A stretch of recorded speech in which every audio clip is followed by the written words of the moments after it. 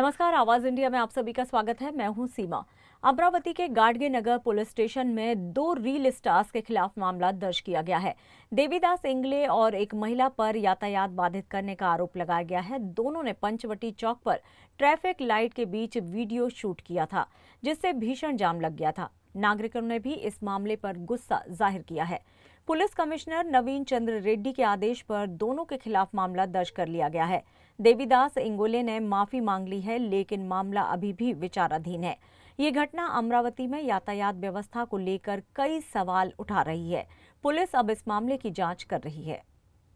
पण माझी एकच विनंती आहे, मी तर गलती केली, पण मी सर्वांना सांगतो, जो भी आता इंस्टाग्रामवर कायच्या यूट्यूबवर व्हिडिओ बनवत असेल त्यांना मी माही कळविण्यात येते की बा कधी असा व्हिडिओ बनवू नये, कधी आपलं ट्रॅफिकचा उल्लंघन करू नये। आता माझीकडून जो गलती झाली हे तर मी आता माफी मागणारच आहो। त्या सर्वांना मी माफी मागतो का माझी इकडून गलती झाली आहे, माझ्या इकडून ट्रॅफिकमध्ये थोडा लोकांना त्रास झाला आहे। पण माझी आता एकच विनंती आहे, कधी कोनो असा व्हिडिओ बनवू नये, हेच माझी एक विनंती आहे। मी एक देवदास इंगोले ड्रायव्हर आहो, मी गाडी चालवतो। 2 दिवसापूर्वी शहरातील पंचवटी चौकात एक व्हिडिओ व्हायरल झाला होता।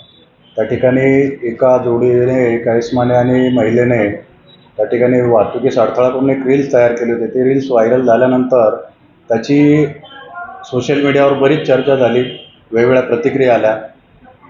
त्या व्हायरल व्हिडिओच्या अनुषंगाने आम्ही शोध घेतला, त्या इसमाचा शोध घेतला आणि त्याचा शोध घेऊन त्याच्यावर गाडगेनगर पोलीस ठाणे गुन्हा रजिस्टर क्रमांक 258/25 कलम 285 भारतीय न्याय संहिता सह 110, 117, 135 महाराष्ट्र पोलीस कायद्याप्रमाणे कारवाई करण्यात आलेली आहे। कारवाई करण्यात आलेल्या इसमाचं नाव देवीदास शिंगोले असं आहे आणि त्याच्याबरोबर एक महिला आहे, त्यांच्यावर कारवाई करण्यात आलेली आहे। आता व्हायरल व्हिडिओप्रमाणे त्या ठिकाणी वाहतूक पोलिसांवर प्रश्नचिन्ह निर्माण करण्यात आलं होतं।